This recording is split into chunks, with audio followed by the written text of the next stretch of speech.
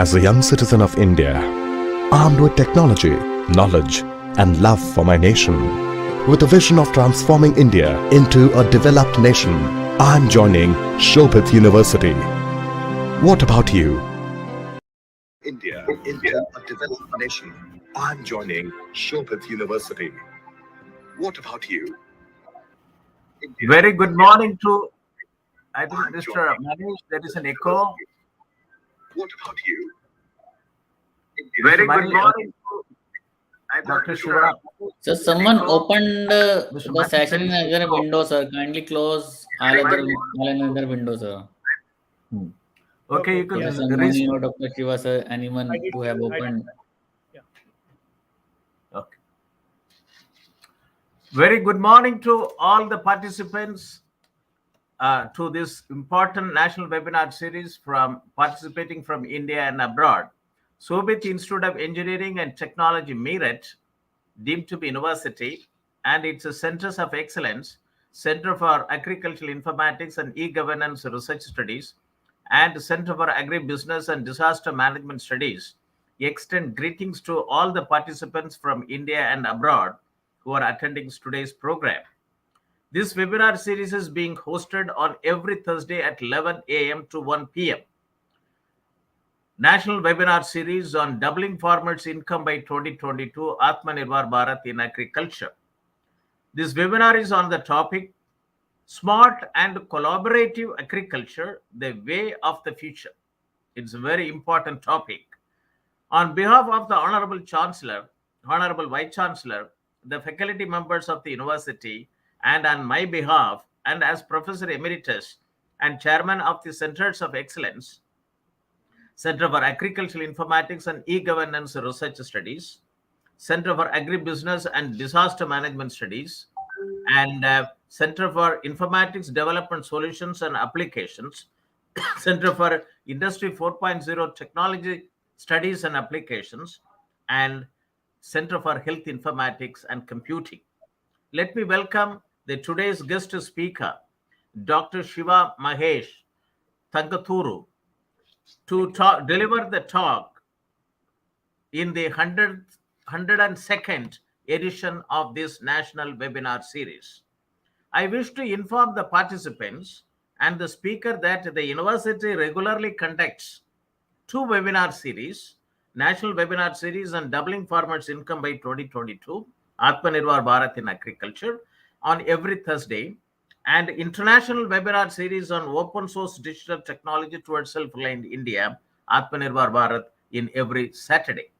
For the benefits of the participants and the guest speaker, and this webinar series, the university has organized 101 webinars on very important topic. Let me read out the titles of this webinar series. Role of agricultural cooperatives and e-governance. It is very important for today's topic. Blockchain technology-based fishery value chain. A self-contained village, a felt need of the day. Spices informatics network value chain.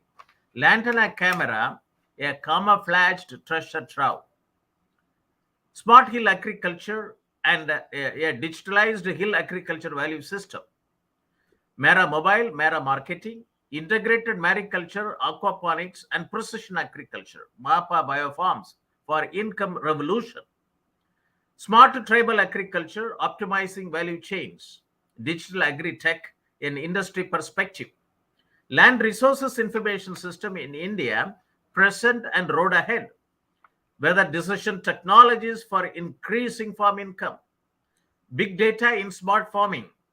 Sustainable soil and land management for climate smart agriculture. Understanding market dynamics for increasing farm income. Role of technologies in mitigating crop risk. How to generate additional profit via simple, attractive approaches in farm produce. Adoption of flexi, rubber check dam technology, potential benefit for farmers in rainfed and coastal agro ecosystem. Realizing the economic benefits of agroforestry. Octosol, organic humic solutions for increasing crop yields and quality while increasing farm income and improving soil health. closing the nutrient loop, phosphorus management in protein farming, improving nutrient use efficiency and farm productivity. Artificial intelligence enabled pest management technology for agricultural crop protection without pesticides, smart poultry monitoring solutions, agrobiodiversity, intellectual property laws, agriculture, and farmers' welfare, and insight into the issues for India's agrarian economy. Manufacture and application of biochar for increased soil fertility and crop productivity. Sustainable integration of livestock with agriculture for farm income increase. Role of geographical indication on improving farmers' income. Lessons from Asia Pacific region. Dairy Informatics Network Value Chain, a dairy tech startup perspective for farmers' income increase. Spices Informatics Network Value Chain, a turmeric startup perspective for income increase. Generating sustainable on-farm income through fintech intervention. Nutrition sensitive agriculture, pathway for increasing farmers' income. Artificial intelligence and data analytics to ensure optimal nutrition in the soil, harvested food that minimizes human disease. Bioenergy supply chain, a business opportunity for rural enterprises and farmer produce organization. Tech enabling India's tech starved farmers for manifold increase in productivity and income. Open insurance ecosystem for agricultural producers, risk management solutions to overcome repercussions on farmers' income, market stability, and food safety. Role of mass media for farmers' income increase, a case study from Green TV. Agriculture Stack, open source digital infrastructure for the agriculture ecosystem, a Linux Foundation project. Circular bioeconomy towards resilience, urgent need for redefining raw materials and modified waste management policies and regulations. Agritech, new horizon in Indian agriculture, supporting of farmers for marketing will only help doubling of income by 2022. Rural transformation for farmers' income increase, case studies from impoverished districts. Mobile enabled software as a service to solve complex supply chain challenges, a case study from Daily Orders, Hyderabad. John Deere's journey in India, integrated precision agriculture solutions, doubling the income of farmers through eco-agri revolution by Bhakpashri Dr. M.H. Mehta, President's the Science Ashram, Baroda. Base Carbons Farming Initiative, post-production intervention, maximizing value for farmers. BAFE models of revival of traditional water management system to enable doubling of farmers' income. Should we adopt farmers' welfare as a new paradigm instead of farmers' income? ICT intervention in agriculture, challenges and opportunities. Democratizing the future of farming, a global experience. Commercial processing of fodders, a next game changer in dairying. Data-driven agriculture and agri-tech startup perspective. Agribusiness potentials in Moringa. Agricultural income pathway, strengthening links between agricultural activities and nutrition outcome. Technology, education, research, rehabilitation for the environment. Cultivating dignity for farmers. Model Village Development Program, a case study from Maharashtra. Market-driven agriculture, need for development of crop-specific strategies at block level. Farmers collective with value addition. Powerful business model for income increase for small and marginal farmers. Lessons from Operation Flood for transforming agriculture and food systems. Sustainable food protection. Small-scale fisheries and their contribution to rural livelihoods, case studies from developing countries. Agriculture market in India, defects therein and remedial measures, if any. Impacting lives through livelihood promotion and value chain development, case study of Vruti impact model. Organic spices cultivation for doubling of farmers' income in northeast region of India, a value chain analysis. Agriculture exports management, imperative of integrating with the global value chain at the earliest. Agriculture value chain, challenges and opportunities. Dairy husbandry for food security and national prosperity. mushroom cultivation, a way towards self-reliance from agricultural waste and providing nutritional food security to the nation. Small Palekar natural farming, future of farming rooted in Indian tradition. Vision 2025, agriculture and allied sector viewpoint, doubling income of tribal families through value chain intervention on minor forest produce, a case study on custard apple value chain from Udaipur, Rajasthan. Unnati Agri, an internet in farmlands, key for prosperous farmers. Jackfruit Informatics network value chain, a needed digital infrastructure for increasing farmer income. Doubling of farmers' income through integrated agri value chain. Potential role of minor fruits in achieving nutritional and livelihood security. Fisheries Informatics network value chain, a case study from Manja Technologies. Untapped potential for growth, co-create solutions to realize gains for farms, households, and communities. Neem tree, sustainable solution to livelihood, chemical-free, nutritious food, and global warming. One district, one product informatics network value chain, the key to unlocking India's potential of agri-exports. Village e-commerce, challenges, barriers, and potentials in rural India. Export promotion of GI-tagged agriculture products from India, issues, challenges, and potential. Doubling Indian farmers' income through indigenous cows, opportunities and challenges. Livestock insurance ecosystem, a necessity for smallholder farmers in India. Innovative future farming, need for design of agriculture. Empowering rural farmers by co-creating value-added products and agri-tech entrepreneur perspective. Food value chain, issues, challenges, and potential. Animal health industry, quality, innovation, talent, and technology have power to transform. Farm-linked activities and secondary agriculture, empowering small and marginal farmers in India. Harnessing opportunities in rainfed areas, pathways to prosperity. Agri-entrepreneurship development, pathway for farming as a service. Agricultural resources information system and micro-level planning for enhancing farm health, key to achieving the doubling farmers' income by 2022 agenda put forth. Growth and structural transformation in agriculture in India moving to the next level. Fisheries value chain, empowering fisherfolk and allied workers through digitalized fishery input management system. Village level cooperatives, a proven model to elevate farmers from their poverty. Experience sharing on entrepreneurial journey, in experience sharing on entrepreneurial journey in secondary agriculture. AgroCrade, an AI-powered physical plus digital infrastructure enabling digital trade in fruits and vegetables. Innovation for waste to wealth. Development of livelihood activities among tribals through Nature Science Foundation. Promoting rainwater harvesting through direct borewell recharge for rural transformation. Today is the 102nd edition of this national webinar series, which will be addressed by Dr. Siva Mahesh Tangutooru on the very important topic, smart and collaborative agriculture. Smart and collaborative agriculture, the way of the future. Keywords: smart agriculture, smart agriculture, collaborative agriculture, way of future. India is said to be a land of villages. This is true.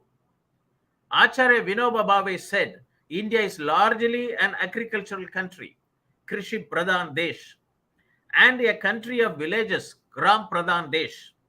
More than 6.25 lakh villages. Agriculture sector is the foundation of Indian economy, and it employs more than 50% of the India's workforce, contributing nearly about 19 to 20% of its GDP.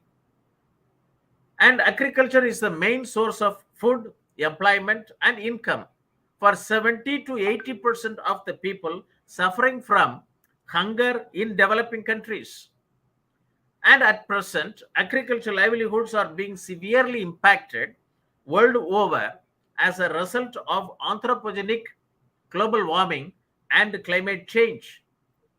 And climate change has got both direct and indirect effects on agricultural productivity, which include changing rainfall patterns, severe drought, flooding, and changes in the geographical redistribution of pests and diseases.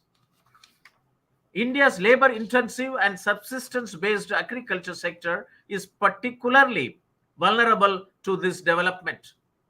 463 of India's districts, according to 2001 Census of India, are home to 968 million people. These 463 districts are extremely vulnerable to climate events. Farmers of India are facing multidimensional problems, such as price fluctuation, debt, and lack of infrastructure and weather-related decision support systems. India's farming community comprises of 14.5 crores operational holdings, of which 85% farmers have small and marginal size operational holdings. They need timely, location-specific, and personalized information for effective control on their production, risk, and then market their produce to identified market opportunities. Many national level programs such as Digital India, Make in India, Skill India, Startup India, Stand Up India programs have faced operational difficulties for its impact at farm level and farmer level, and that too at small and marginal farmers. The future is an area of increasing uncertainty. The future is an area of increasing uncertainty. Though the future cannot be predicted, but it can be explored. Exploring the future helps making better decisions in the present time. It opens new paths, unveils new options, and enlarges our understanding of potential unexpected effects of our decisions. At a time when climate smart agriculture is taking momentum in the international community, the urgency of more future smart farmer organization and local communities become imperious. The voices and the views of future smart farmer organizations and local communities are needed to influence the national and international agendas. I would like to quote our Honorable Prime Minister Shri Narendra Modi's address at the 7th Governing Council meeting of Niti Aayog, Team India, meeting held on 7th August 2022 in New Delhi. In his opening address, he stressed, I quote, the need to focus on modernized agriculture, animal husbandry, and food processing to become self-sufficient and global leader in the agriculture. In his closing remark, he said, I quote, each state should focus on promoting trade, tourism, and technology via every Indian mission around the world. The states must focus on reducing imports, increasing exports, and identifying opportunities thereof. And we would like to quote the recommendation of the Doubling Farmers' Income by 2022 Report 2018. There are 2 volumes with which I have been closely associated as group leader. Volume 11, Empowering Farmers Through Extension and Knowledge Dissemination through ICT. Volume 12B, Digital Technology in Agriculture. This Volume 12B, Digital Technology Agriculture, suggests a strategic use of digital technology in farming systems life cycle through 7 mission mode programs. And it is detailed in Chapter 10 of the Volume 12B, Digital Technology in Agriculture of the Doubling Farmers' Income by 2022 Report 2018, popularly known as Dr. Ashok Dalwai Committee Report. Suggestion 1, digitalized agriculture, digital technology and innovation in agriculture, digital synergization of Digital India, Make in India, Skill India, and Startup India programs for transformational reforms in agriculture sector at the grassroots level through smart irrigated farming, smart rainfed farming, and smart tribal farming, digitalized agromet advisories and agricultural risk management solutions, digitalized agricultural resources information system and micro-level planning for achieving smart village and smart farming, smart value chain for about 400 agriculture commodities, digitalized access to inputs, technology and knowledge, skill and agricultural finance, credit, marketing and agribusiness management to farmers, digitalized integrated land and water management system per drop more crop, digitalized farm health management for reduction of farmers' loss. The last one is an integrated approach of health management system, that is the utilization of the data getting generated from different verticals: human health, farmer health, plantation health, animal health, soil health, water health, fish health, and environmental health. If this data, they're all now vertical and silos, and if they are interpreted on a village using GIS technology and drone technology, and this is a $1 trillion data economy. This can generate at least 5 to 10,000 data scientists and data engineers to work on integrated farm health system alone. I expect India to have a data center with 5,000 to 10,000 data scientists, engineers to work on health informatics network value chain. And this can reduce large scale loss which the farmer is experiencing now, not only in India, through and wherever small and marginal holding operations are being done.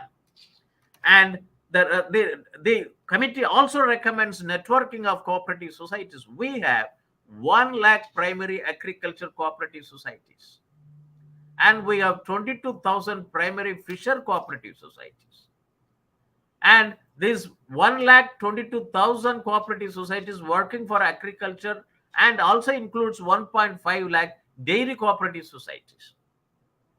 It means that is 2.70,000 cooperative societies working in agriculture sector can participate in today's topic: smart and collaborative agriculture. Huge institutional instruments in India, but they are all working as an independent structure, not even generating an agriculture value chain for their members of the society, cooperative society, except dairy cooperative society, which gets milk in the morning and in the evening and pay out in the stipulated time. And we have an Atmanirbhar Bharat. It is the vision of Prime Minister Shri Narendra Modi of making India a self-reliant nation rested on 5 I's: intent, inclusion, investment, infrastructure, and innovation based on quantum jump in economy, not incremental. Infrastructure, one that represents modern India. Systems, 21st century technology driven. Vibrant demography and demand, whereby the strength of our demand and supply chain should be utilized to full capacity. This will facilitate vocal for local and make in India for global. These reforms suggested are systematic, planned, and integrated, interconnected, and futuristic for creating strong enterprises, generating employment, and robust supply chain. We have Amrit Kal led up to 100. By 2047, how India should be. New India. There is a strategic plan. PM Kati Shakti, one among them. And during the third tranche of Atmanirbhar Bharat Abhiyan, the government has sanctioned 1.5 lakh crore as a booster, 1 lakh crore to agriculture cooperative societies, farm producer organization, and startups for boosting farm gate infrastructure. It's also very relevant for today's topic. That's why I thought that I should mention it. And 10,000 crores for formalization of micro food enterprises and for following cluster-based farming approach. Cluster-based farming approach. This should be titled as cluster-based smart and collaborative farming. Yes. And approach. And We have a national logistic policy which has been unveiled, which promotes development of unified logistic interface platform to help different government and private agencies, shippers, service providers enable information exchange on a real-time basis in a confidential manner. Standardization of physical assets and benchmarking service quality standards, and so on and so forth. And I also would like to quote, on 15th August 2022, our Honorable Prime Minister said and announced Panch Prongs of Amrit Kaal, 5 pledges. One is that goal of developed India and remove any trace of colonial mindset. Take pride in our root, unity, and sense of duty among the citizens. We have 17 sustainable development goals and 169 targets to be achieved. And so every grassroots level development programs have to be mapped with respect to 17 sustainable development goals and 169 targets wherever it is applicable, feasible, possible. Today's topic is smart and collaborative agriculture, and for the benefits of the participants of today and in future, I would like to give some important definitions, explanation, so that the talk of Dr. Shiva Mahesh Tangutooru is understood properly. And what is collaborative farming? Collaborative farming is 2 or more farmers working together in a formal arrangement for the mutual benefit of all those involved in the arrangement. And it is different from contract farming. The main benefits of a collaborative arrangement are: 1, economic; 2, skills; 3, social benefits, skill development. Economic is a collaborative arrangement can offer farmers increased returns through the ability to achieve scale at a lower capital cost, reduction of costs which are duplicated between farmers, and risk sharing. That's what I have been propagating agricultural polytechnic and agriculture ITs at the grassroots level, and all the farmers will become a shareholder of agriculture polytechnic and agriculture ITIs from 2004-2005 onwards. Skills: the possibility of sharing best farming and business management practices. Now everything is silo. We have 753 districts, but unfortunately, even though the establishment of Krishi Vigyan Kendras, Farm Science Center, started in 1970, but it is yet to reach, even after 76 years, one Krishi Vigyan Kendra, Farm Science Center in every district. And social joint farming ventures can help to address the social challenge of the one-man farm model, making farming a more attractive occupation. I was quite impressed when I was preparing a note for today's topic, and I thought that I should bring this to the notice of the guest speaker and also the participants. The 2018 Global Agriculture Productivity Index, GAP Index, an indicator of agriculture productivity growth, introduced by Global Harvest Initiative in 2010. This I downloaded from the icrisat.org website. It talks about key to healthy, sustainable world. The depot title: Key to a Healthy, Sustainable World, Partnership and Collaboration in Agriculture. It is 2018 report, just 4 years old, but 2 years we were not able to do anything due to COVID. So you can say that it's a 2-year-old report. Key to a healthy, sustainable world, is through partnership and collaboration in agriculture. While inputs remain constant, land is constant, labor is constant, fertilizer, feed, machinery, and livestock, but we have to grow cross crops and gross livestock. Total factor productivity increases when outputs rise. This is the framework. Since 2010, global total factor productivity, TFP, growth, a measure of agricultural productivity, has been increasing only by 1.51% against 1.75%, the required average annual rate to double agricultural productivity by 2050. The report predicts that if this trend continues, farmers in low-income countries where the total factor productivity growth is even lower at 0.96%, will use more inputs and resources to get higher outputs, disrupting natural resource bases. It's a very important statement from this report. Strategic policy goals for a sustainable productivity world means invest in agricultural research. Public agriculture and R&D and extension programs are the principal drivers of total factor productivity growth as they deliver information and innovation to the producers. It means that last mile connectivity is more important. Work with the farmers, small and marginal farmers.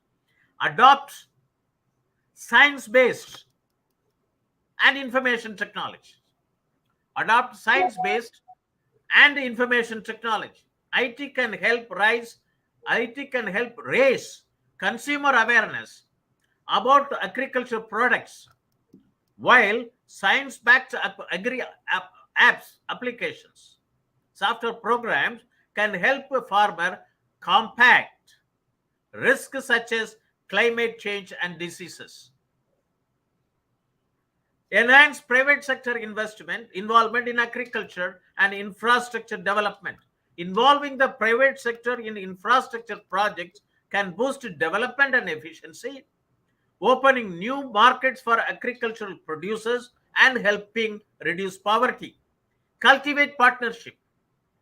Interconnecting governments, communities, institutions, and public and private organizations can accelerate the development of agriculture economies, improving lives of all citizens, especially small-scale producers.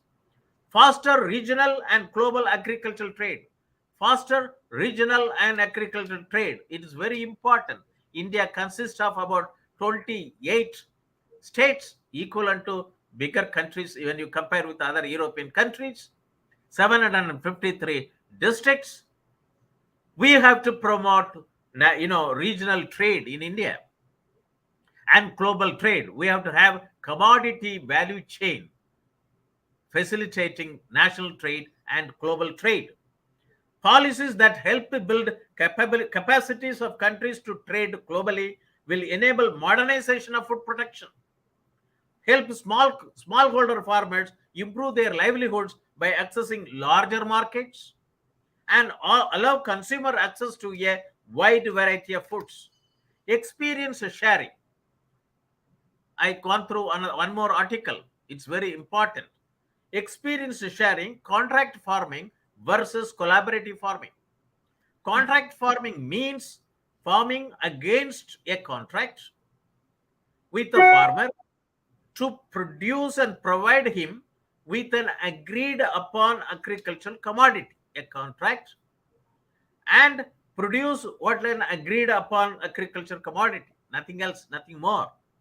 In every contract of contract farming, the following are agreed between the buyer and the farmer or farmer producer organization. Which are they? Commodity, varietal, price, quantity, quality, period of delivery, payment method, and time. Where does the problem lie?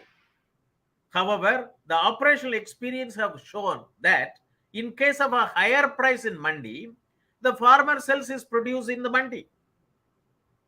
He doesn't sell to the contractor who has contracted, or sells a very limited portion of this produce to the contract buyer. There is no trustworthiness.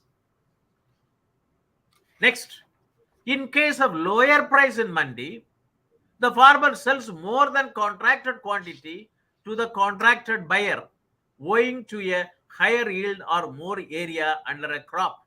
This is due to higher yield or more area under a crop. In the above two scenarios, respectively, the contract buyer is left with lesser commodity than contracted for and has to buy the residual commodity from a trade leading to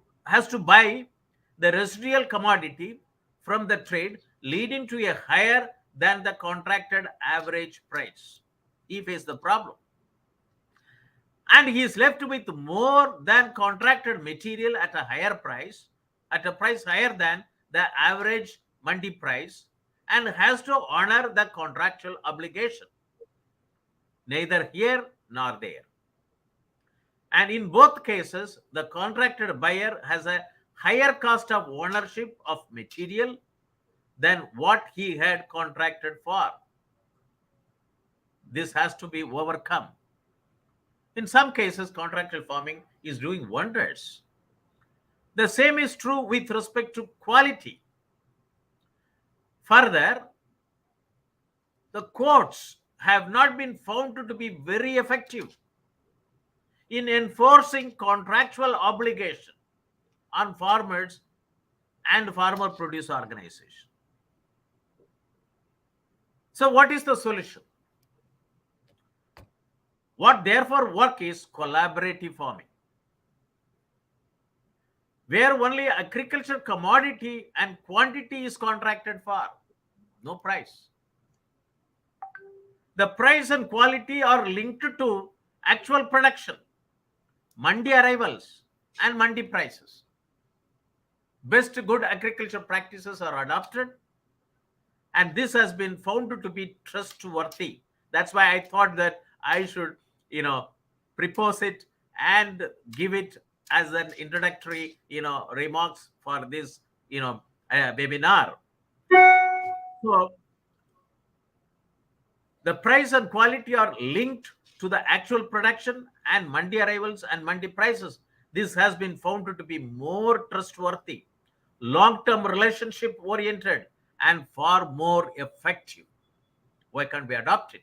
We have 1 lakh agriculture cooperative societies, 22,000 primary fisher cooperative societies, and 1.5 lakh dairy cooperative societies, and maybe more agriculture marketing cooperative societies, and so on and so forth.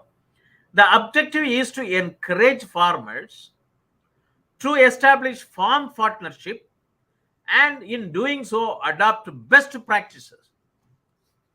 Secondary agriculture related activities are spread over several ministries, and in central and state governments, it is necessary to have a nodal agency to collaborate and coordinate at the activities, even at the the administrative side. A collaboration is necessary, cooperation is necessary, and smartness is necessary. And curriculum at State Agriculture University should include secondary agriculture, bioprocessing technology, and agribusiness courses adopting smart and collaborative farming. It is another one which I would like to make it.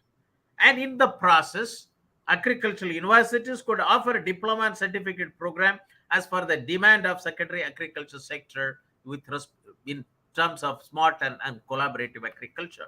This is what the Shobhit Institute of Engineering and Technology and these two centers have adopted for more than a decade. Cooperative farming. Success of cooperative farming rests on not just on what is produced, but on the way these businesses are set up. So we have to have a business plan for cooperative societies. It's not that your loan is taken, loan is given, and loan is waived off. That is not the business plan. So if a collaborative farming and smart farming on cooperative sector will be a successful model, we have 1 lakh primary cooperative agricultural societies and 22,000 primary fisher cooperative societies are the instruments for Dr. Siva for your typing. We can work together and propagate it. Yes. And on how participants communicate with each other. They are cooperative societies, but they don't cooperate. That's a problem. And India has, Agriculture 4.0, another article. Agriculture 4.0, farm to fork and framework for collaborative farming. Agriculture 4.0. This is what Professor Moni and these two centers have been voicing for quite some time, and also the Dr. Ashok Dalwai committee report. And I thought that I should relate with today's topic. Agriculture 4.0, farm to fork, 7 mission mode programs of volume 12B and digital technology and agriculture of Dr. Ashok Dalwai committee report, the farm to fork and framework for collaborative farming. So we have to have a framework. That is that Agriculture 4.0, which talks about smart agriculture, 7 mission mode programs, it's the government has approved, and then how to bring out a framework. And this is what I would like to hear from your address, that Agriculture 4.0, farm to fork, and a framework for collaborative farming. Because if you don't have a framework, then it is very difficult to achieve our objective. And greater use of collaborative farming arrangements can help reduce the current deficits and help to deliver on the ambitious targets. India has got 365 days of sunshine, 127 agroclimatic zones, 14.5 crore operational holders, and out of which 85% of the operational holders are small and marginal farmers, 400 agricultural commodities. We can produce food for the whole world, the needs for 2050. And what is stopping us? We have to bring out a framework. We have to bring out, we are now talking about Agriculture 4.0. We have 7 mission mode projects to be adopted. And then Agriculture 4.0 and bring in collaborative agriculture. We talk about, regenerative agriculture, and we talk about natural farming. Everything is all right, but 2 farmers should talk to each other. Cooperative, arrangements has to be made. Best practices has to, transfer automatically from farmer to farmer, not farmer to government, not farmer to businessman. And the farmer to farmer network is very important, and which can be boosted through this today's topic, smart and collaborative agriculture. Yeah. And this is necessary in smart rainfed farming, smart tribal farming, and smart, irrigated farming. Let us establish Agritech startups based on collaborative farming, Agriculture 4.0 in India. I wish to quote the webinar titled Untapped Potential for Growth, Co-create Solutions to Realize the Gains for Farms, Households, and Communities. It was given by Amit Kumar Singh, President, Advocacy and Entrepreneurship Development, ICART, Fintech Private Limited, Mumbai, on 2nd June 2022. I thought that it is very relevant. He also talked about the big framework and co-create solutions for gains for farms, households, and communities. Now, let us turn to the address by Dr. Shiva Mahesh Tangutooru, Chief Executive Officer, TurfPearl Agritech Private Limited, Madanapalle, Annamayya District, Andhra Pradesh, and Jama Botanics Private Limited, Bangaluru, Karnataka, India, on a very important topic, smart and collaborative agriculture, the way of the future. Today's topic will motivate and galvanize the participants watching over telecast through facebook.com, Shobhit University India, youtube.com oblique Shobhit University in, or linkedin.com oblique company oblique Shobhit University for establishing Agritech startup digital infrastructure in association with Jama Botanics and TurfPearl Agritech Private Limited, facilitating agricultural and rural transformation of the country. Let us unlock the opportunities in India at the earliest. Let me introduce the guest speaker to the audience. Mr. Manish, Dr. Shiva Mahesh, Tangutooru, Chief Executive Officer.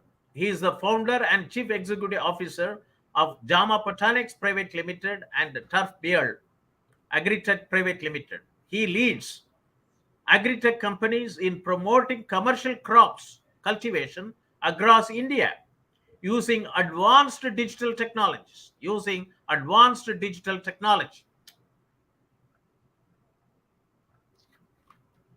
He pursued a doctorate degree in biomedical engineering and science from Louisiana Tech University, USA.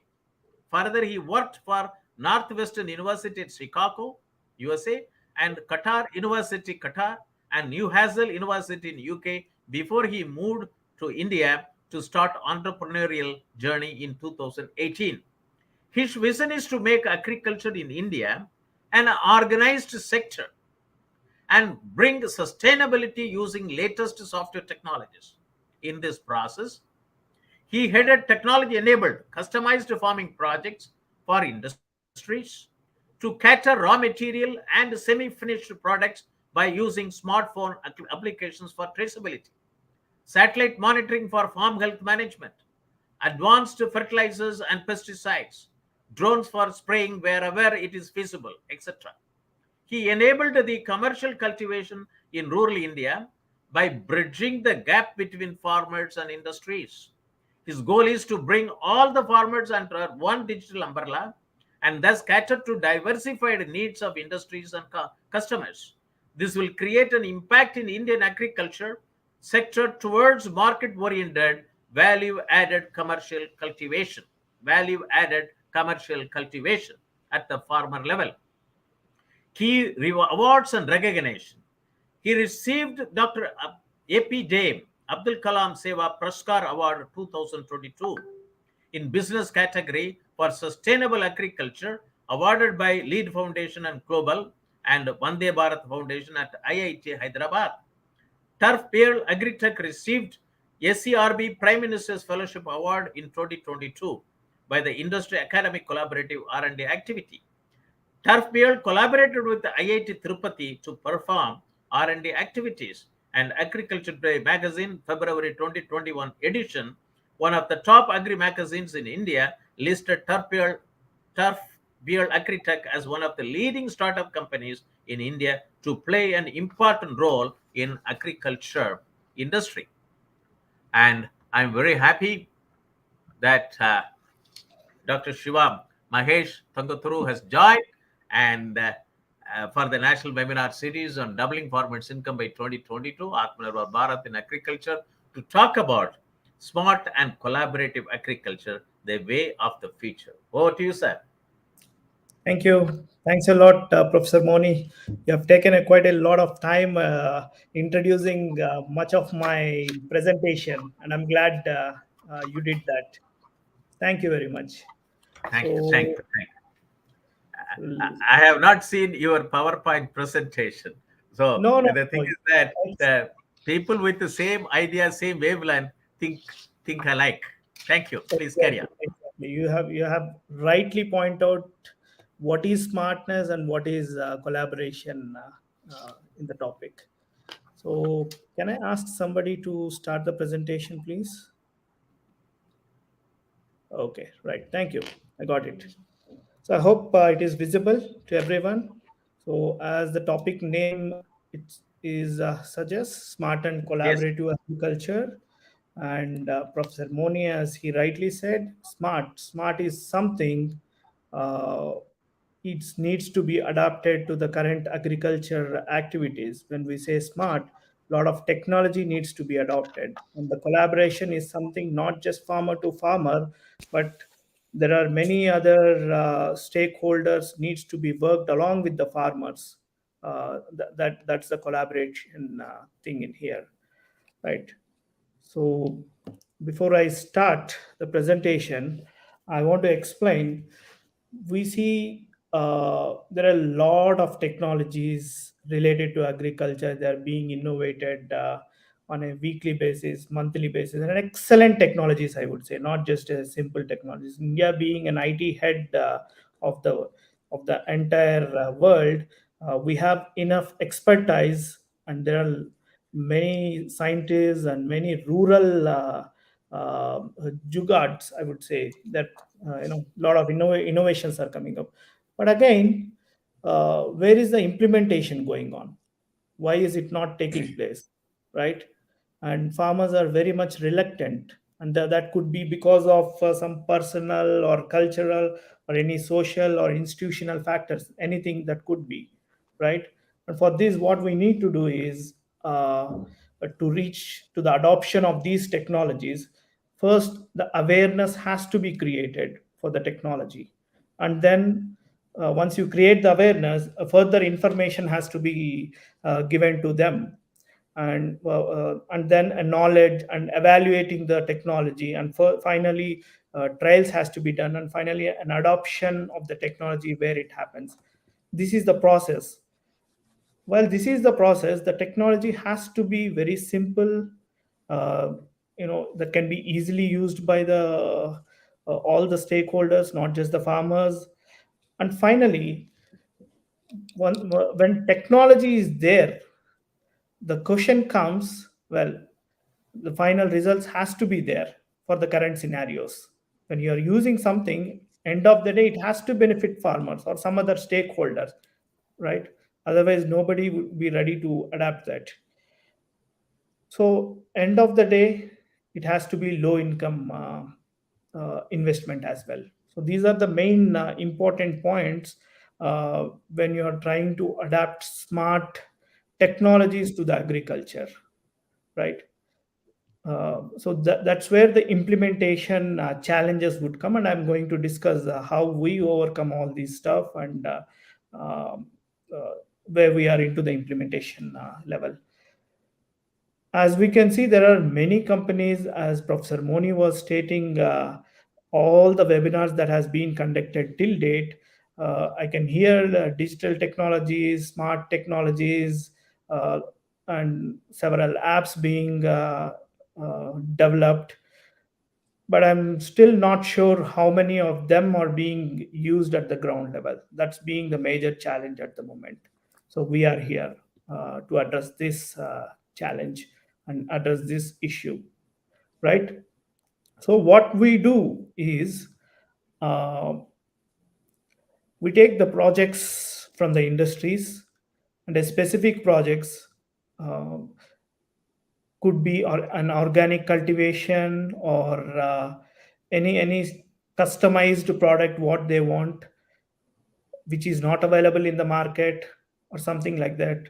Or the R&D projects also we take up, and then we form a farmer community who are already there in our network, and give them that, we implement that project end to end, right from the what do you say, from the seed till the packaging level.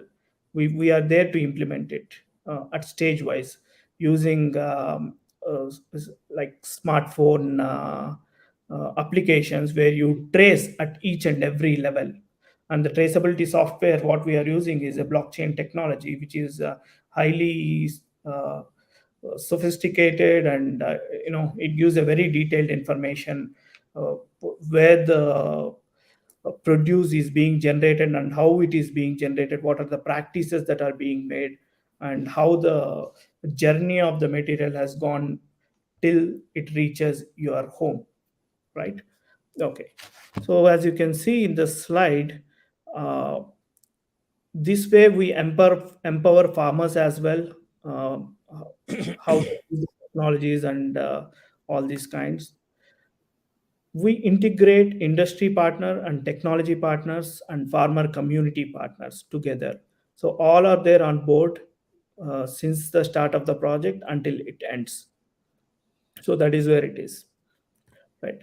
So what is the working model? Well, I'm saying all these. We have a closed digital platform where farmers are there in the network, and buyers are there in our network. And I'll read out the list. There are e-commerce input providers. When somebody needs an inputs or anything, there are e-commerce providers which are already there on board. And when the farmer uh, creates a requisition or something, what he needs an input or something, it just delivers to its farm straight away. And for this, what we have done is we made the system very simple. For every 30 acres of farmers land, and there are, let me tell you one more thing. So we are dealing with small and marginal farmers with an average land holding of 1 to 2 acres only, right? So this means right, for every 30 acres of land holding, we appoint a person. I would say field officer is there. And for every 150 acres, again, there is a supervisor of field agent. So this field agent who looks after these 30 acres goes to the farmlands every day and gives the agronomy advices to them. Farmers don't need to pay anything for this. So he just goes, it's just a complete project plan is given to the each farmer. He just needs to work on the plan as per it is, and there could be some deviation, let it go, but still there is a plan on the paper. And what he needs to do is, on a daily basis, every input what is given in the farm is getting registered in the application. That way, when you get the final output, you know exactly what inputs at what levels have been given to get the right produce, and we can go back always and check uh, how to increase the quality of the product. So the software is helping in many ways. So, who are the other stakeholders? Economic, e-commerce input providers. And there are transporters, because we connect the local transport. It is a hyper localization system. We lots of transporters are already registered into our portfolio, and we connect them straight away to the farmers. And the buyers, obviously, there are there. And we are not yet connected to the microfinancers, but we want to connect all these farmers to the microfinancers, where they do get for a very minimal rate of interest loans. Um, that is funded by, I mean, that is granted by the microfinancers. And farm machinery providers, like for examples, drones and tractors, all these farm machinery providers are also onboarded, and village wise, it's been on the portfolio or the digital platform. The quality checking labs are there. This was earlier quality checking labs. Currently, we are using satellites to do most of the quality checking for the soil testing. But again, for the material and everything, it has to reach to the quality checking labs nearby. So all this information is there, and either farmer can do their own testing, and we are there to collect all the samples and do the quality checks. And of course, insurance providers are also there.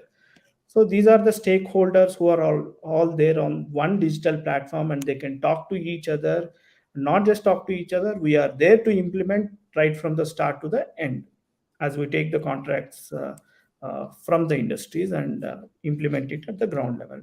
So what is the other things that gives us this digital platform? As I told you, traceability is one of the very important and very strong tool these days. With traceability, there are many companies who are ready to give more and more contract projects. And if there are more and more contract projects, more and more farmers would be involved in this organized sector. See, the ultimate goal is to make agriculture system itself a very organized professional industry. We always talk about software IT industry is very professional, and they know what they are doing, and they know what they are going to give. And this system has to be replicated or to be adopted by the agriculture itself. That is our vision and goal uh, down the line. And there would be weather updates in our app. See, leaving all this, the most important thing is satellite soil analysis.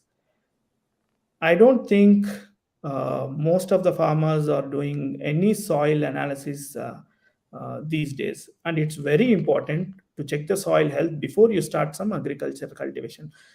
The reasons could be many. They have to take the soil and go to the nearby labs and then do the testings, and whether you get the right results or not, it's a secondary thing. So here what we are doing is using the satellite in no time, within an hour or so, we are giving the satellite soil analysis so that the person is going to take the decision right away at the moment itself. And we give the prescriptions also to each and every farmer. What is the stage of his soil health and what needs to be done to improve the soil health, all those kind of stuff. So we give the prescription, and then we help him to use the input providers as well, connect them as well. And most importantly, they don't need to pay anything because there is a micro financiers, and they have a credit shell in there. That amount automatically cuts in there. It gets debited. So, and again, uh, crop management. When I say crop management, farmer doesn't need to think too much about when what he needs to be done. We give a clear plan day by day what he needs to do. That is the crop management, and which is there in the app. And when the water needs to be given to the crop, or when some kind of pesticide needs to be given, or a fertilizer needs to be given, a message goes to him couple of days before, and automatically the inputs also goes to his place. He doesn't need to ask for it as well. And that's how it is being taken care. And of course, some subsidy information would be there, forum discussions, uh, to interact between farmers to farmers and his neighboring farmers, things like that. So ultimately, what I want to say is we don't just provide digital platform, but we implement the project right from the start to the end using all these technologies, satellite, satellite. Right. So what is the USP and how we are performing all this? So traceability is one of the important tool, what I'm saying. You get the information from which plot of the farmer, from which material has gone till the nearby processing unit, and then from there to which bottling, all the journey would be there. I'll explain you down the line. So as you can see right side, this is our app where we do geo mapping of all the farms. On the left, you see this is how you mark the lands in one region. Let's say this is for one of our project where I have taken these pictures. When you zoom in, you can see on the second picture how the plots are being mapped exactly.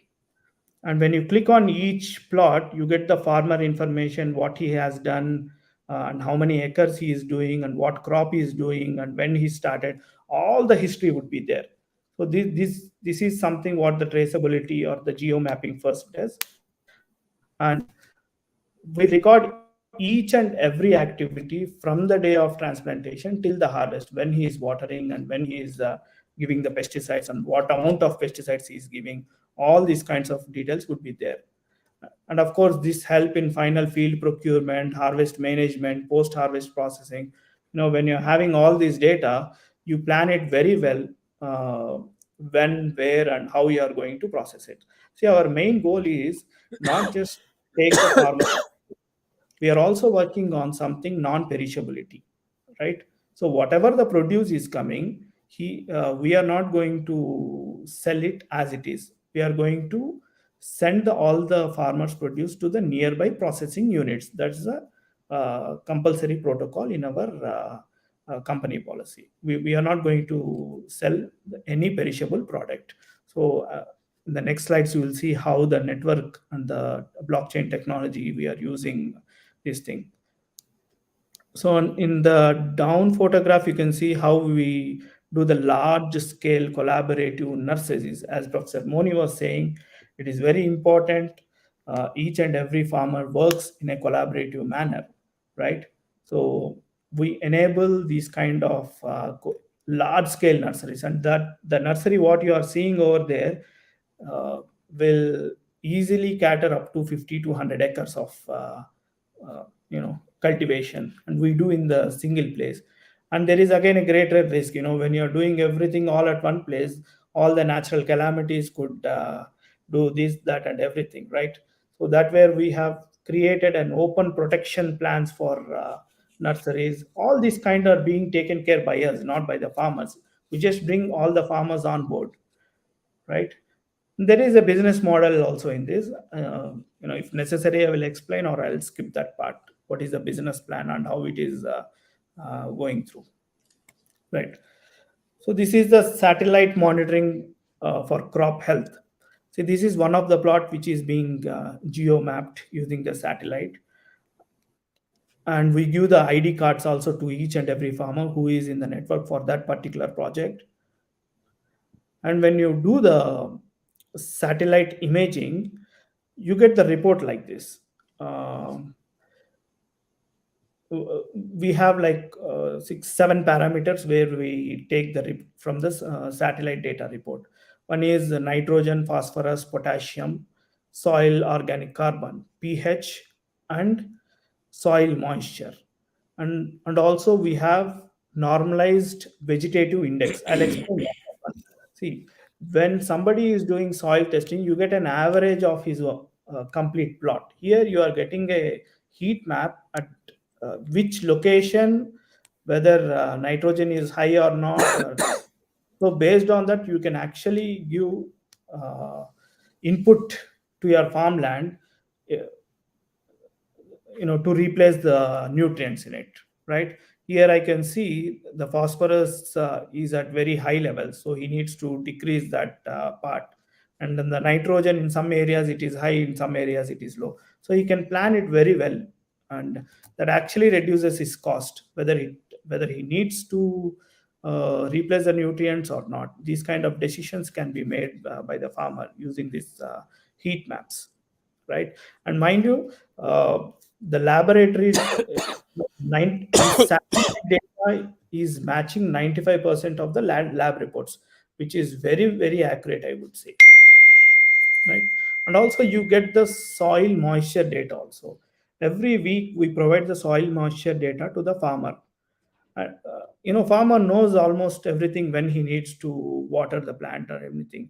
But being in the administrative panel, you have to know whether all your farms are doing better or not. So what we do is we have a control room where we sit and monitor each and every plot sitting in the control room, whether there is enough soil moisture in there or not. And also we take every week normalized vegetative index.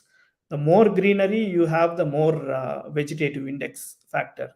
So that way, if there is something damaged in the middle of some plot or something, you immediately contact your field officer and ask him to check with the farmer and go and attend the field agent and see what's the issue, whether it's a pesticide issue or something or this, that, and take an immediate action for it.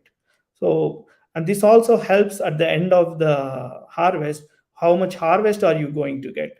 So this way you have a controlled thing what you are doing.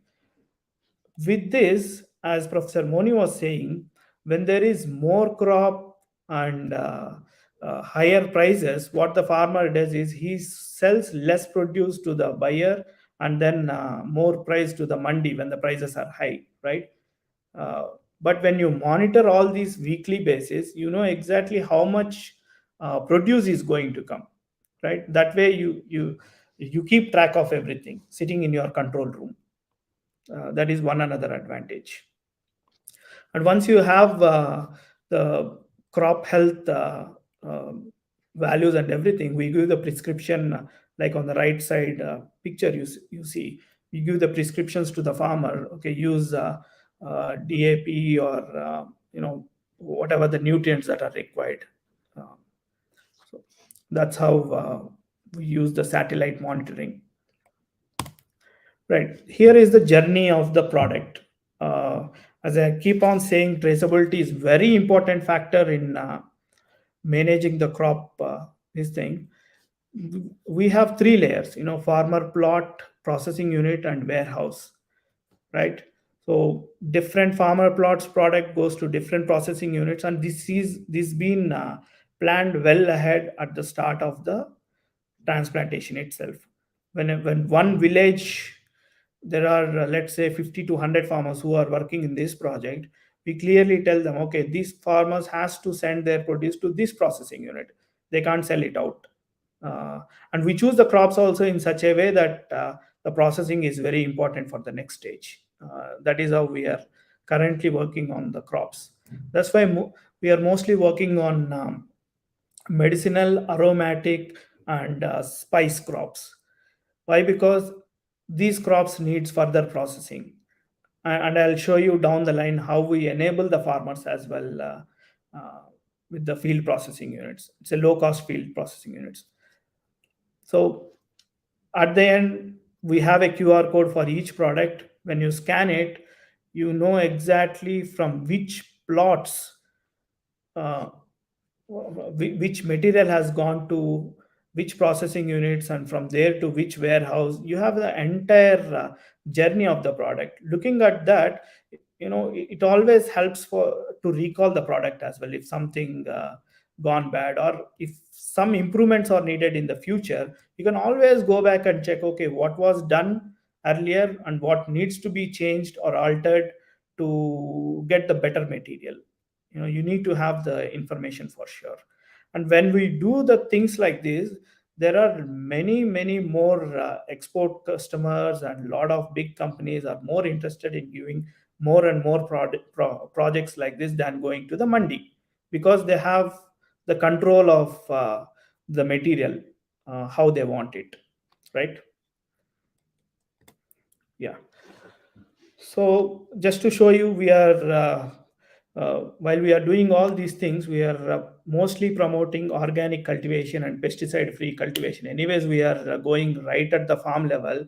We thought, like, why not we propagate and promote more organic cultivation, because it's already a developed thing, and farmers agreed to it, and we are tracking each and everything, and it has become a little bit easier for us to do more organic cultivation and pesticide free cultivation.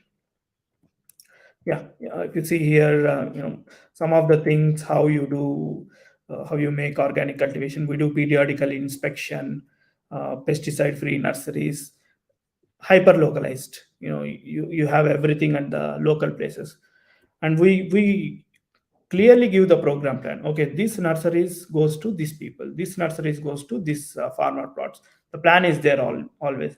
The deviations are also, we started with the deviations of 30% in the first year, and currently we are sitting at 15% deviations, and we aim to decrease the deviations with the program plan. And on the right side, you can see the tulsi crop where it is being done in a large area.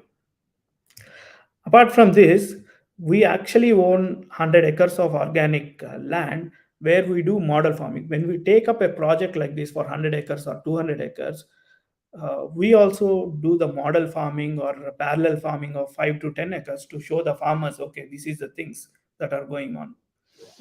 So the model farms are also we are taking care of in our own lands, to show the people, to show the farmers, okay, what needs to be done, things like that. It's an education thing. Right, these are our on the top you can see this. We own couple of manufacturing units as well. Again, it's again model manufacturing units where in one location we have a couple of locations we have set it up.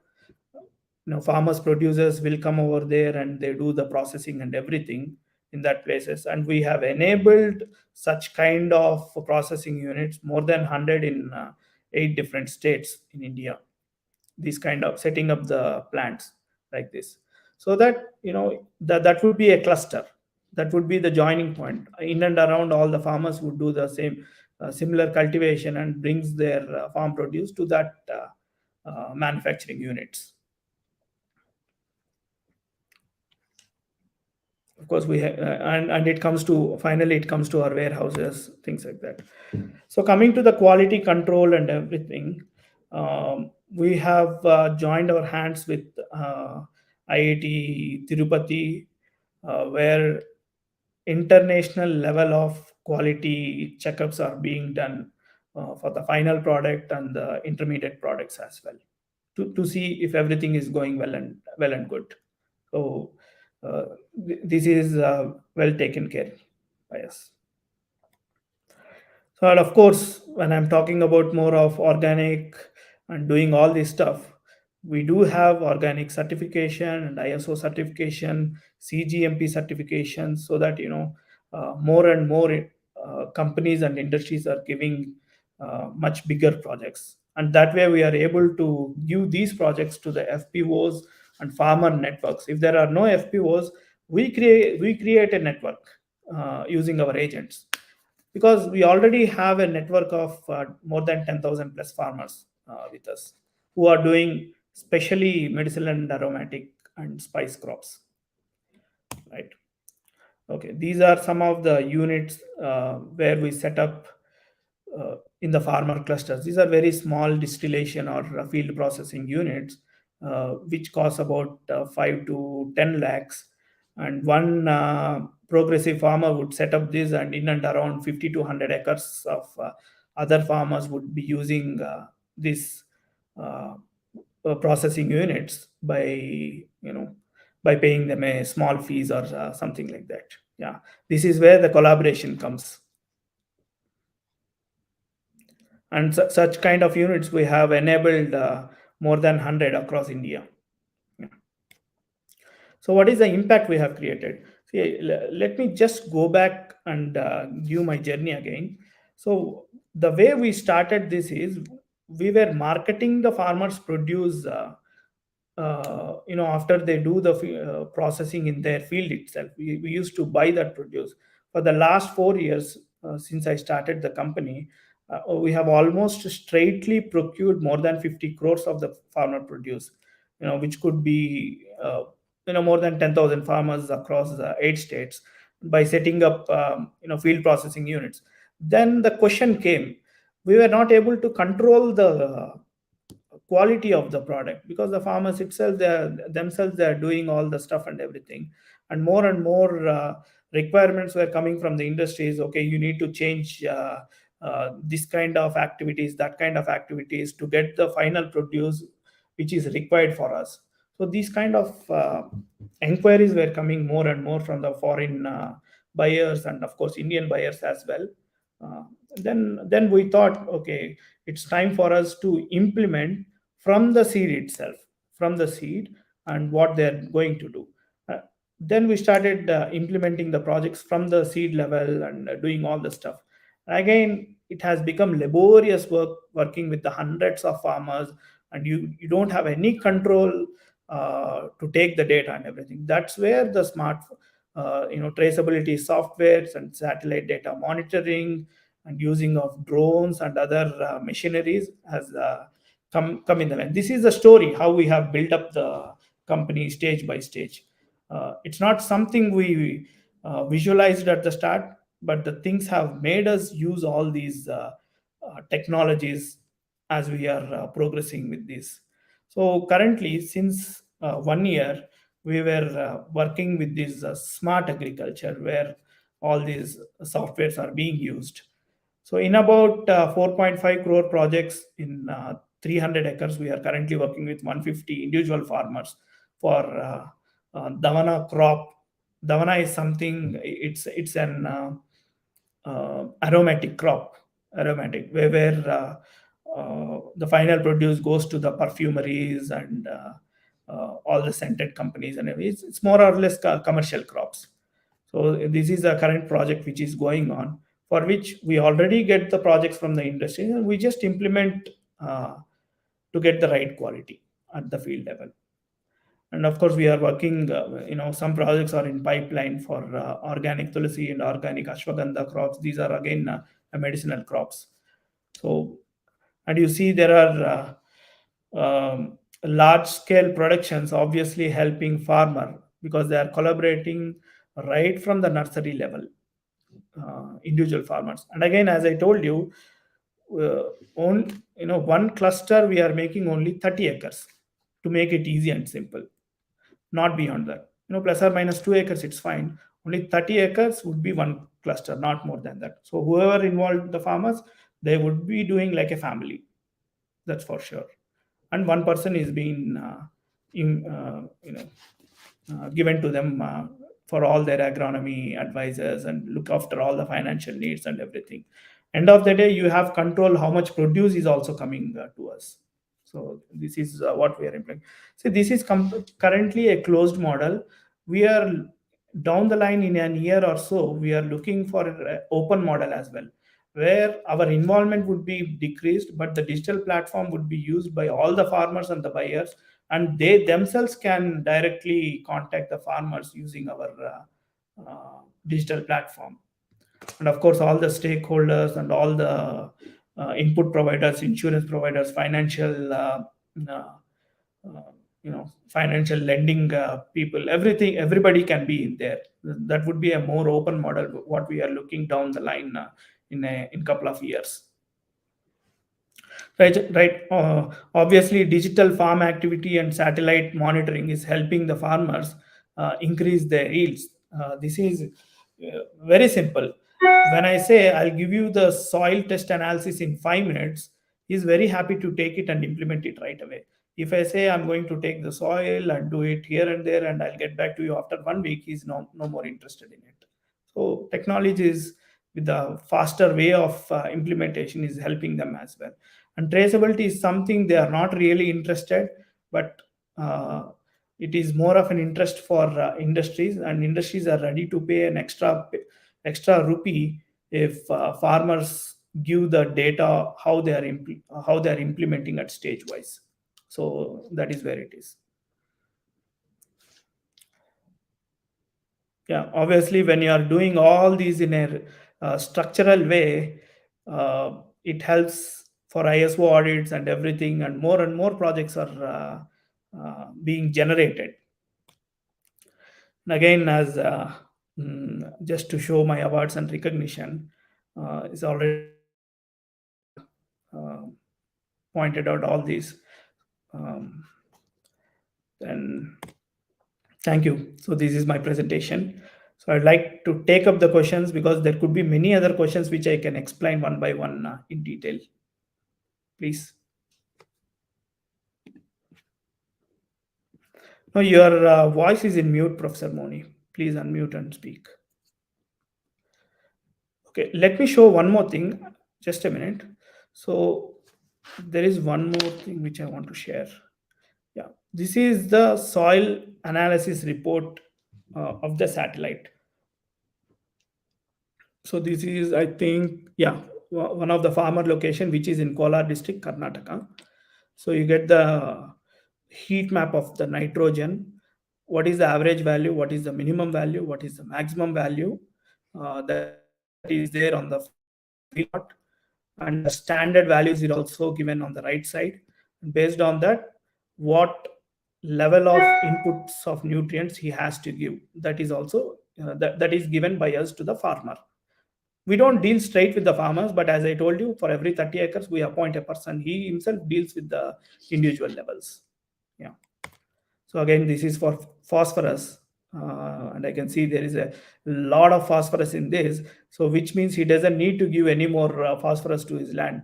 When there is no soil analysis, obviously he would be giving more and more phosphorus again, right? Potassium, and soil organic carbon, and pH, and pH until this. And every week these data we would give them at the start of the cultivation, and after this every week we monitor soil moisture and vegetative index, how he is performing.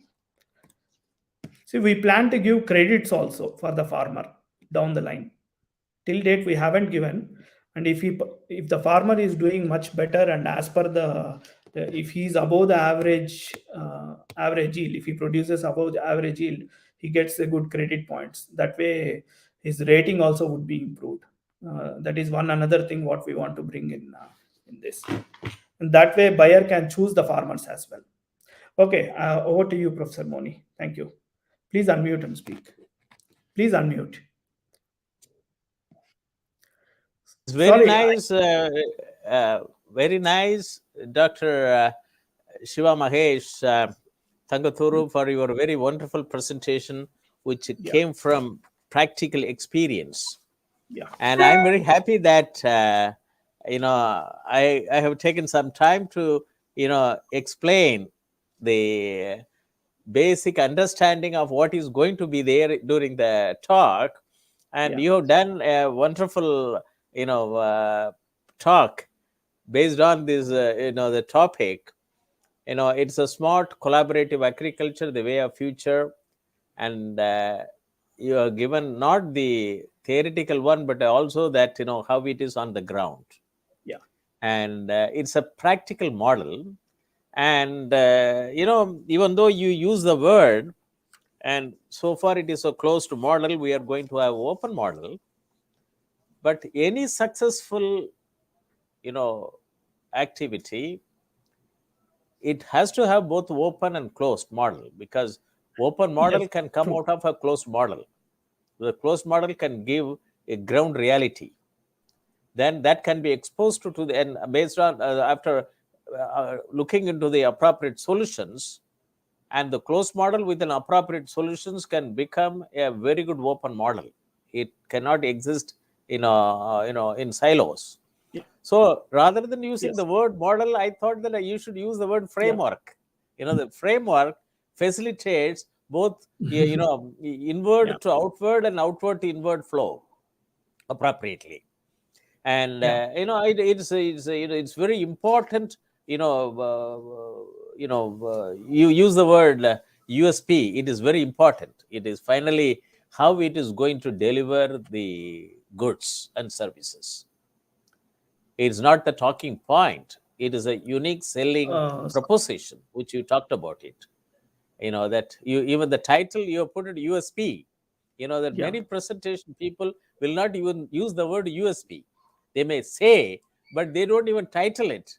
But I liked that, the way in which you put it. This is our USP. This is our USP. This is our USP. This Yeah. is very important. And you also Yeah. very nicely said it when you sent your synopsis, which I have put it appropriately.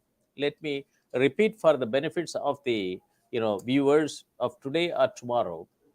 You said the purpose Yeah. is that a lot of innovative technological advances in farming are not being adopted for sustainable farming systems due to various entry barriers. So you had your education abroad, initial education in India, then higher education in abroad in 3 countries, and then you have come back to India in 2018. Then you face the situation of COVID, and you use the situations very effectively.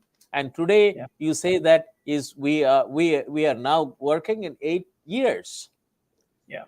This is a strength of a startup. Yeah. Many startups and MSMEs, they have faced a serious potential problem, challenges during this COVID situation, pandemic situation. Yes. But you have used this situation to expand your activities to 8 states. Yeah. And your model works. And because your statement of problem is based on an existing problem on the ground. Yeah. There are a lot of digital forms activities are taking place, innovative solutions are taking place. Even now they say that I have been propagating 2.25 lakh Agritech startup, one per each gram panchayat. Yeah. Now, as per the official statement, there are about 10,000 startups are working in India, and most are in agricultural sector. But the startups are not working with the small and marginal farmers. They are all working for somebody else. They are not working to increase productivity, because same land, and we have to, that's why I thought that by 2050, from the same land and with the same, barriers, constraints, we have to increase the productivity. Let us remove all the soft barriers into, our advantage. Barriers are soft. The human to human relationship, farmer to farmer relationship, that doesn't need a strong protocol. It's a soft protocol. These soft barriers can be converted as a soft protocol. So that's why this today's topic is very important. And then you said that what is your approach? See, Jama Botanics is primarily focused on collaborative farming, and it is a collaboration between industries and farming community enabled us from end-to-end solutions using advanced technology. Trace out. Let me explain. Just 1 minute. Trace out everything which is being done on the ground. And the last 3 slides which are shown, that you are bringing out after with the basic soil test, then you are generating every week a report based on satellite soil monitoring to the farmer. Yes. And today's situation is not possible. A Krishi Vigyan Kendras cannot generate, and district agriculture offices cannot generate. Block level agriculture offices cannot even interpret. Remote sensing, imageries. That is the technology competency we have in the government setup. And agricultural universities have a great, except the labs. As a totality, they have got their own barriers and constraints. So within the campus they can be successful, but when they walk with the barefoot to the farmer, it stops with either Atma Center or Krishi Vigyan Kendras. That's why I said it, that we have 1 lakh cooperative societies. Why can't we use them? That is where 17 lakh crore credit goes to the 1 lakh cooperative societies, and why can't we make it as for collaborative farming? Professor Moni, collaborative farming. Exactly, it is true. And there are a lot of farmers who are really interested in getting into this, but the traceability and the technology where we are monitoring everything makes the industries give more and more projects to the farmers who are adopting kind of much more important, right? So no, it's very important. That is where technology helps. It's very and when important. I said just 1 minute. No, we have 63 million MSMEs working in the country, out of which 2 million MSMEs are in agriculture. MSMEs. See, 2 million MSMEs, agriculture MSMEs, 1 lakh primary agriculture cooperative societies, 1.5 lakh dairy cooperative societies, and then we have 22,000 primary fisher cooperative societies. So much instruments have been created for farmers, but it is not functioning from the grassroots level value chain for the farmer. And this is where today's topic is very important. Then you are also talking about, that, we take up technology enabled projects for industries to cater raw material to semi-finished products for market price stability. It is with a mission, not even with a vision. Vision can be achieved, may not be achieved, but with a mission, it is possible to achieve. And then your unique selling proposition, which you are, what you are talking is that customized traceability smartphone applications. It is there everywhere. And then you are adopting this technology, these smartphone instruments for the benefit of your own propagating technology, your digital agriculture extension, and also that, farmers to interact wherever they are, 24/7. And developed by blockchain technology, traceability. And we make farmers adopt using advanced fertilizers and pesticides inputs. And then drones are being used for spraying fertilizers and green pesticides. and satellite monitoring for farm health management, such as soil analysis, moisture data, and vegetative growth, etc. Now, my request is, let me opening my action point, that which I would like to discuss with you. Yes. Maybe some of the things which we discussed when we met each other at Banaras in the university during the 7th Ideal Village Conference. Yeah. There I talked about that the need for agricultural informatics research and development, solutions and applications. And now you have, the country has doubling farmers' income by 2022 committee report, digital technology in agriculture. And I'm very happy that even I mentioned about 7 mission mode programs for total digital transformation of the digital, mission mode programs for digital transformation of agriculture. Is it possible with the type of things which you are doing it? You are a scientist with agriculture background, now working in, IT enabled services. And you also said it that many in the IT companies have adopted, good practices, service practices. Why don't we adopt such best practices for agriculture value chain? Yes. That's what you are doing it. Digital agriculture is an, technology based services, that adoption of technology adoption. And why don't we undertake pilot projects as a joint venture? Because I was instrumental in bringing out those recommendations. Dr. Ashok Dalwai committee has agreed to include, kind enough. And now it is, I conducted, today is the 102nd edition on national webinar series on doubling farmers' income. It is an appropriate title which you talked about it. And you are also working on the ground. Yeah. You are not like talking about the theory. And, it is not a PowerPoint. It is a powerful point which you are making it. Yeah. And you made it. So why can't we, the type of work which you are doing it, can we classify this work under the 7 recommendations of Dr. Ashok Dalwai committee report, recommendation on digital technology in agriculture, that can become like a big framework, which can be not only adopted in India, which has got, that 28 states and plus union territories and 1 national capital territory. Yeah. And this can become and plus developing economies, and especially Asian countries and African countries and the Latin American countries, where they're strong in agriculture, smallholder agriculture. So is it not possible for us to work together and fit what you are doing into the framework of what Dr. Ashok Dalwai committee report has suggested, a digital technology in agriculture framework? Because you talked Certainly about, we can. I was mentioning it, that you talked about, farm digitization. And then you talked about insurance, because you talked about very nicely that working model.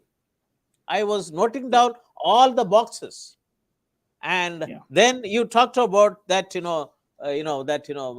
value chain and the input logist and inputs, and also that, land and land related soil health analysis, and also the plant health and animal health and so on and so forth, plant health analysis, because vegetation growth and so on and so forth, you are looking into it.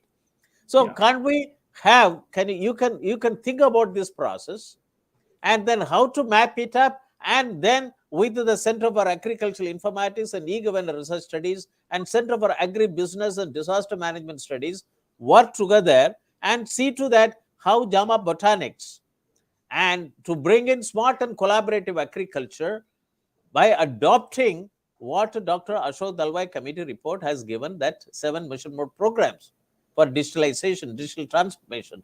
Then it can be a better acceptability in the country, and not only in this country, but also throughout the world. So this is my first point, and I would like you to respond or react. Certainly, Professor Moni, it is very important to collaborate in this situation. I think there is a query has come. Which Debasis Mahapatra, which are the 8 states you are working? Is Odisha included?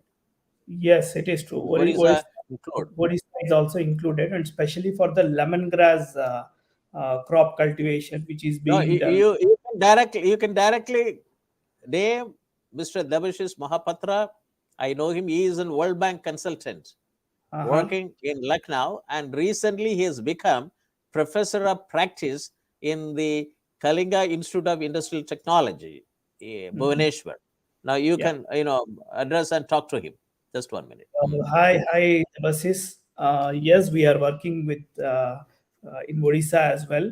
And, it's for the lemongrass crop, which is bordering Andhra Pradesh and Odisha, exactly. But there we haven't started this smart agriculture, but we are still in the market level. Marketing their product, purchasing. We almost like purchase. I would say 2 to 3 thousands of acres of produce straight from the Odisha to our warehouse every year. Yeah, that is what we are doing. And Yes. as I told, still with the smart and collaborative agriculture, we are working in a closed network. We have not yet opened it because there are so many issues that we are slowly addressing these things. The farm when you are in the open network, any buyer can connect to any farmer. For that, the buyer needs to know the farmer credentials. Okay, what is he a best farmer? When the loan is given to him, can he repay it? And these kind of credentials has to be developed for each and every farmer. A credit score has to be given to him, uh, unless and until. So at the moment, what we are doing is we are taking up the projects from the industries, and we are picking the farmers by ourselves, with whom we know much better. So that is what we are doing at the moment. So right, sir, Professor Moni, as you said, yeah. Yeah, please. So you You have asked, complete. question. Why can't we collaborate? As you have lots of farmers' data and lots of farmer producing organization in your network with your data collection and everything. Now, obviously, that is much more needed. And once we have the data, it is very important we develop a credibility for each and farmer. That is very important. Credibility for a farmer organization, which will take time, like an year or so, to develop that history for him. That is much important. And if you start it as of today, also, it should be a very good thing, right? We'll be able to get that. And see, already lots of industries, not just from India, from US and Europe, they're asking us. To take up projects like this for 100 acres, 200 acres. They're willing to give advances as well for our organizations to Yeah, it is implement very nice. the projects. I think you have an internet issue As you in your rightly side. said, India has more than 100. Hello. Hello. Something it's there is a Yeah. network issue. I So don't know whether it's from my side or not. Okay, go ahead. Go ahead. Okay. It is very nice that you have responses coming from positive responses coming from throughout the world. So let us that's the reason only that we need to generate good human resources potential capabilities. That's why we launched this university, launched MTech in agricultural informatics to train the agriculture science professionals, agriculture officers of the government, and engineers and postgraduate students from the rural area in MTech in agricultural informatics, PG diploma in in agricultural informatics, and diploma in agricultural informatics, with the field experiences like what you are providing it, and you are doing it. And that is and I was quite impressed by the working model when I was comparing that. When I look at the diagram, and then just 1 minute, let me Can you put that slide working model? Yeah, I'll do that. And can you put the working model?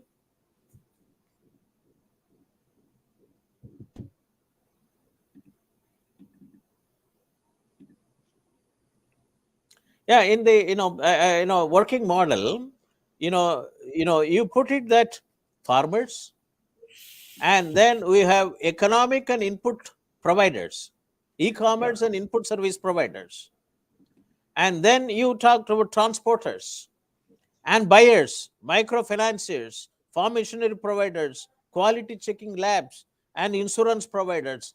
And this is when you put it up, the 7 recommendations: smart irrigated farming, smart rainfed farming, smart tribal farming. That's what, in order to, the next year is in millet, international year on millet. And we thought that in order to make a presentation to our Honorable President of India, she hails from a tribal community, we thought that we should operationalize smart tribal farming of the Doubling Farmers Income Committee report recommendation.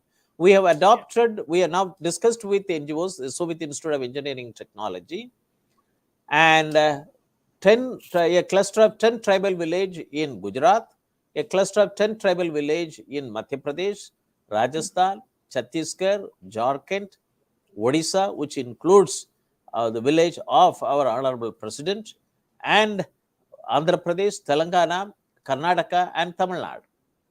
And see that the 10 cluster of 10 villages, tribal village, means to take care of the scalability and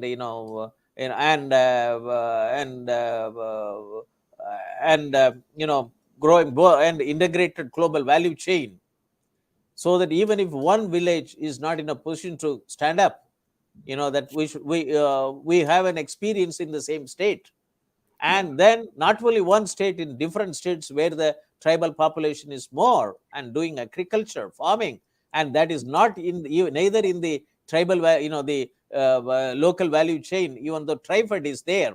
Some places tribal commodity value chains is working very well, but it has to come as a smart tribal farming, so that every boys and girls of the tribal community are becoming like entrepreneurs.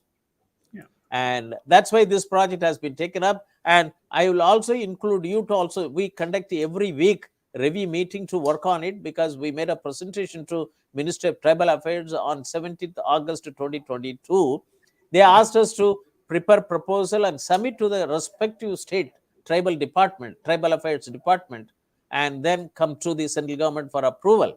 So now we are working on it. And the method which you have put it, I will also include your WhatsApp number in that smart tribal farming, and so that even though it starts with millet, but it can go for almost every area. Even Maharashtra Tribal Development Corporation also joined. And I was also told, after the Banaras meeting, even the joint secretary, the Commissioner of Forests, and Mr. Tripathi, IFS, Indian Forest Service, he also said that, Prof. Moni, we will also join from Jharkhand for your smart tribal farming, venture. So it is very important. I felt so happy that, you should also join. But the methods which you talked about, it's very important.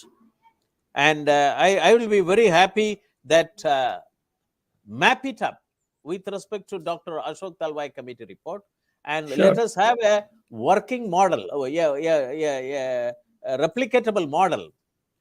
We do have a scale up model for this as well.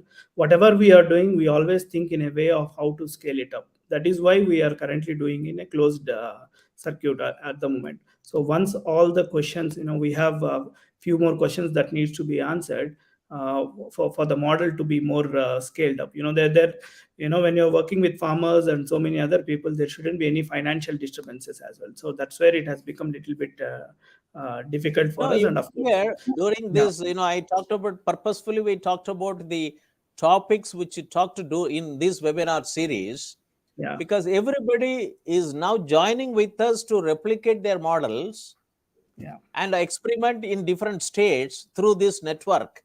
And this itself is becoming a collaborative exercise. Yes. Now 45 people have signed an MOU, and I'm able to. Today you talked about the title. That's why it attracted me. That the collaborative exercise is already on through these 2 centers of excellence through the Shobhit Institute of Engineering Technology. And when we work together with the technology-enabled people with the different characteristic, like one startup is doing, we signed an MOU with us, is dairy value chain. And I'll say that this from Hyderabad and Gurgaon, 2 dairy startups have worked with us, delivered a talk, and also that, signed an MOU with the university, signed an MOU, and then they're working on dairy value chain. So in wherever area where dairy farmers are there, you network them very effectively. Yes. So this is how, and we try to do that, and I'm very happy. And this working model, and the diagram speaks very well. And also that you talked about soil health, and we have an integrated farm health management, human health. I also mentioned it is $1 trillion data economy. Why can't we achieve it in India? No, isn't it? No, the cells in the minerals in soil controls the metabolism of cells in human, plant, and animal. That is that, since you are from the field, you understand. And if the soil is not healthy, animal cannot be healthy, plant cannot be healthy, and the plant food cannot be healthy, and hence the human cannot be healthy. So we have to see in totality, even the health data alone. That's why health informatics network value chain, I have working, it has been established, and we are also going to launch. That's why we have established a Center for Health Informatics and Computing, and MSc Health Informatics and BSc Health Informatics with the biology students. Let us have artificial intelligence, big data analytics, and traceability, produce human resources capability to understand health data which comes from different silos and map it on a village. And that also can become, because you are experienced, we can test it. And then in 8 states, 9 states, when we adopt a doubling farmers income committee recommendation, then we can go to Prime Minister. Doubling farmers income committee report is your vision. You set up the committee. Now, under which Professor Moni, as a former Director General and Professor Emeritus, was chairing 2 sessions, 2 volumes. And now we have operationalized with the close cooperation of the Shobhit University and industries like yours, that we adopted, operationalized. And then why don't you scale it up? We have every right to ask the Honorable Prime Minister that it is your own vision. We have done it within the the framework which the Ashok Dalwai committee has recommended. Now we have put it, and you see for yourself, and why can't we scale it up? So this is a big opportunity, and then it is a smart and collaborative agriculture. Exactly. We are not infringing the rights of anybody else. As you said, it all starts with the data what you are already generating, right?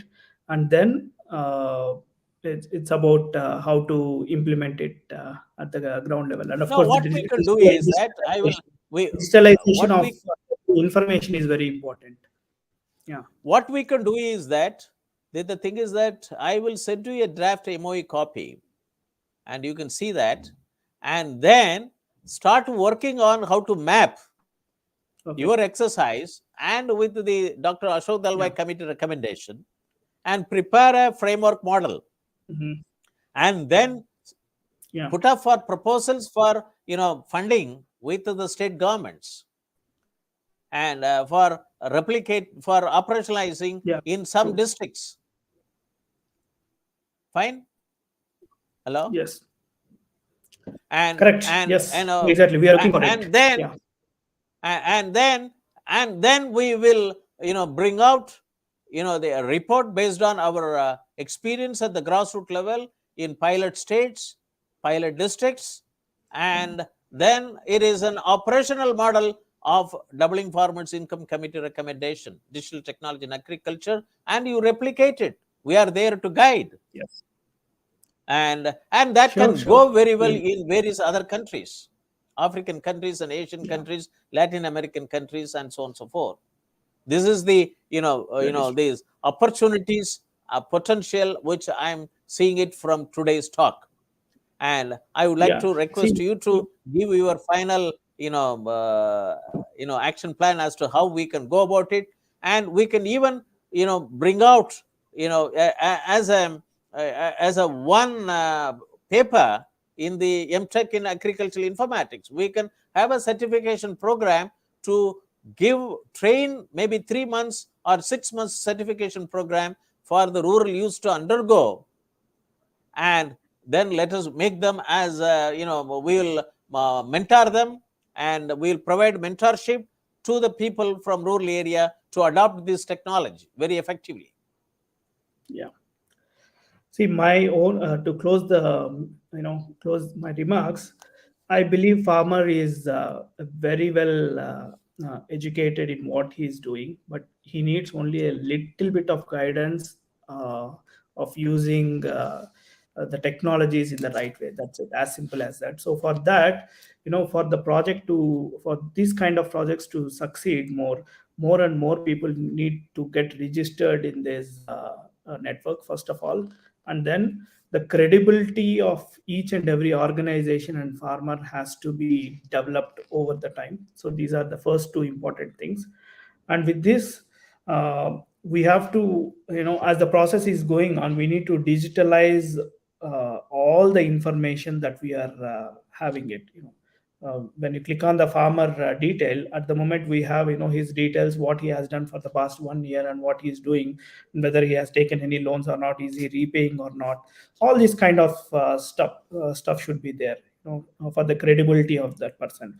And that happens only with the digitalization of things. When I say digitalization is not just for the information, but also to use the technologies as well at the ground level.